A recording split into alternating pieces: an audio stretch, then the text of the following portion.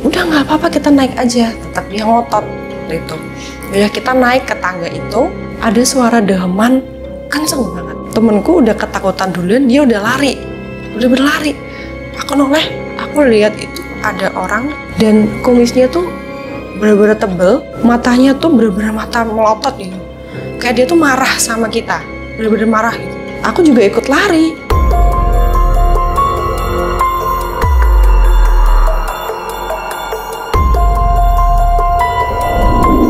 Halo, ketemu lagi sama aku, Ovi, di channel Almisbah. Jangan lupa like sama subscribe-nya di bawah ini ya. Kali ini aku mau bercerita tentang pengalamanku di Semarang. Waktu itu aku sama teman-teman aku liburan ke Semarang nih. Nah, salah satu tujuan kita adalah ke Lawang Sewu. Seperti yang kita ketahuin sih, Lawang Sewu tuh emang benar-benar tempat yang angker kan. Tempat dimana dulu banyak pembantaian di situ. Nah, waktu itu masih pagi sih. Oh, bukan pagi sih, siang sih. Jam 12 aku sampai di Semarang. Aku sampai di Lawang Sewu itu tadi. Nah, aku sama temenku ini kita visit ke situ, kita coba jalan-jalan keliling ke area-area gedung-gedung yang ada di situ. Nah, sampai di salah satu gedung, aku kurang tahu itu gedung apa. Cuma aku lihat ada salah satu noni-noni Belanda. Dia cuma diem aja sih emang waktu itu. Tapi wajahnya, iya, dia benar-benar bukan duduk sih, berdiri di salah satu ruangan. Terus dia menatap aku tajam. Tapi aku coba tenang aja deh, aku nggak niat ganggu kok ke sini. Yaudah aku coba untuk tenang, meskipun agak takut karena itu emang makhluk serem banget. Ya kayak bener-bener orang-orang noni-noni zaman Belanda zaman dulu lah. Terus yaudah, karena temanku nggak lihat, aku nggak berani cerita ke dia karena aku takutnya dia ke distract terus dia ikutan takut, jadi malah nggak mau lanjutin visitnya kan gitu. Nah, ini ada cerita menarik nih. Waktu itu ada salah satu ruangan ya emang itu kita nggak boleh naik ke tangga itu, sudah ada tulisannya. Tapi temen aku nih nekat banget buat naik ke tangga itu. Padahal aku udah bilang jangan deh, suasananya udah nggak enak. Aku udah bilang kayak gitu. Udah nggak apa-apa, kita naik aja. Tetap dia ngotot waktu itu. Udah kita naik ke tangga itu. Nah, kita tuh cuma nyender aja gitu di salah satu tembok gitu kan. Itu tiba-tiba ada suara deheman kenceng banget. Kayak gitu. Kereta. Bukan deheman orang kayak gitu loh. Oh, deheman. Deheman, ya bener-bener deheman. Itu kayak bapak-bapak yang udah sepuh gitu. Waktu itu udah tua. Terus aku noleh. Temenku udah ketakutan duluan, dia udah lari, udah berlari. Aku noleh, aku lihat itu ada orang, dia tinggi banget, orang Belanda juga, dan kumisnya tuh bener-bener tebel, matanya tuh bener-bener mata melotot gitu. Kayak dia tuh marah sama kita, bener-bener marah gitu. Langsung aku juga ikut lari waktu itu karena saking ketakutannya kan, karena mungkin dia ngerasa ini udah ada larangan, kenapa masih pada naik nih orang gitu kan. Bener-bener gak ada orang waktu itu. Sepi banget. Iya, bener-bener sepi dan cuma aku sama temenku aja. Temenku udah lari, aku ketakutan kan, sampai dingin semua tanganku. Terus yaudah kita turun.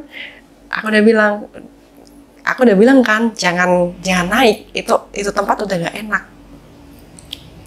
Nah, salah satu hal yang bikin aku speechless, aku ngerasa di tempat itu, di seluruh Lawang Sewu itu, aku merasa masih ada kehidupan. Kayak masih kantor tapi masih jalan, masih aktif gitu. Tapi kayak orang-orang nggak merasakan itu gitu. Aku, aktivitas. Iya, banyak aktivitas itu, kayak orang mondar-mandir, orang bawa surat lari-lari ke sana kemari, itu aku lihat gitu.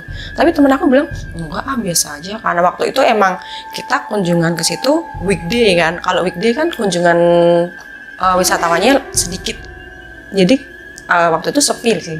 Tapi aku ngerasanya kayak rame banget, bener-bener rame, banyak aktivitas, kayak orang-orang kantoran gitulah. Tapi kantoran yang zaman dulu banget, zaman Belanda. Orang-orang kayak orang kuno. Iya, betul banget. Dan baju-bajunya juga baju-baju yang zaman dulu banget gitu loh, kayak zaman penjajahan gitulah. Nah ini kita visit lagi, kita jalan-jalan lagi ke salah satu gedung, ke gedung A, B, dan sebagainya gitu kan.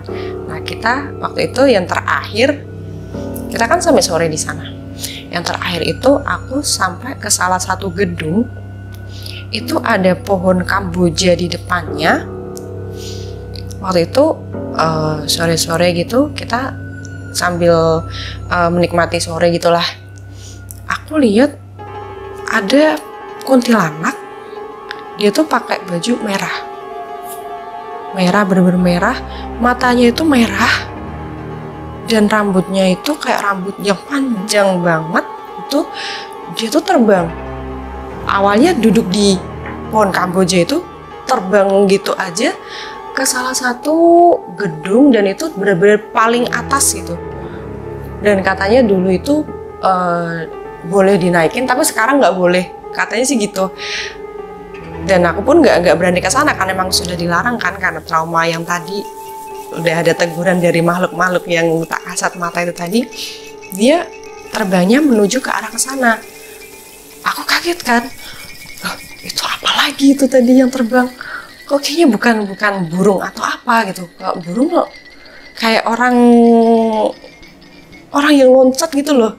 Bener-bener seorang. dia tuh dari pohon meloncat ke gedung itu tadi. Karena aku nggak berani cerita, ya udah aku coba pendam sini, sampai tanganku tuh bener-bener pucat karena aku ngelihat banyak hal itu tadi. Terus akhirnya aku bilang, kita pulang aja yuk, kayak aku udah nggak enak deh di sini, suasananya udah nggak enak. Yang temanku bilang, kenapa sih? Gara-gara itu tadi ya, dehaman itu tadi ya. Bukan, ini emang kayaknya tuh di sini banyak aktivitas yang masih ada deh, dan kamu nggak ngerasa kali. Enggak, ini emang orang-orangnya aja gitu kan. Tapi emang bener-bener di situ banyak aktivitas gitu. Terus temen aku coba, karena temen aku masih nahan aku buat pulang, jadi kita coba ke bagian yang buat, katanya tuh kata tour guide-nya di situ tempat buat buang kepala manusia. Jadi orang-orang yang habis dipenggal itu dibuang di situ kepalanya atau bagian tubuh yang mana gitu. Nah, aku coba jalan-jalan ke situ, itu aku lihat ada pocong. Itu bener-bener bikin aku ini gemeteran semua, dan aku kayak kaku gitu, bener-bener nggak bisa ngapa-ngapain. Yang temanku panik, kamu kenapa gitu, nggak bisa ngomong, bener-bener nggak bisa ngomong gitu, karena emang mungkin kalau lihat pocong itu beda energinya mungkin ya, karena emang mukanya tuh hitam, full hitam. Nggak tahu kenapa itu full hitam, tapi kainnya tuh kain lusuh, bener-bener kain lusuh gitu. Tapi ini iya, jadi itu kayak ada bukan apa ya, tempat buat air gitu, saluran air tapi kecil gitu kan. Katanya kan di situ buat buang itu tadi dulunya. Itu aku lihat di pojok, ada di sisi paling ujung itu tuh ada pocong berdiri di situ, dan dia tuh ininya kan hitam, mukanya tuh hitam, dia juga terbang gitu aja, habis itu hilang gitu aja. Cuma karena energinya begitu kuat, ya udah aku kayak bener-bener takut dan semua tuh kaku gitu. Akhirnya sama temanku dikasih minum, ditenangin. Yaudah kita pulang aja deh kalau kamu kayak gini, mungkin karena khawatir ya liatnya. Yaudah kita pulang aja gitu. Dan emang bener-bener di Lawang Sewu itu energinya kuat banget. Kayak bahkan kita masuk ke ruangan yang banyak ventilasinya pun kayak ngerasa ngap banget gitu, kayak banyak tekanan di situ. karena emang banyak aktivitas, masih banyak aktivitas yang tak kasat mata itu tadi gitu. Pas kita pulang sampai di rumah seperti biasa saya minta bantuan Mas Misbah karena emang ngerasa badan masih gak enak semua. Nah itu tadi dikasih terapi biar lebih tenang dan ngelupain hal-hal yang dilihat tadi yang waktu di Lawang Sewu tadi. Dikasih air minum juga, dibacain doa, sampai akhirnya saya benar-benar tenang dan nggak yang masih kebayang-bayang terus itu pocongnya, itu noni-noni Belandanya atau itu tentara Belandanya yang di situ. Sampai akhirnya ya alhamdulillah lebih enak badannya, lebih tenang, dan ya itu aja sih cerita dari saya. Sampai berjumpa di cerita selanjutnya. See you.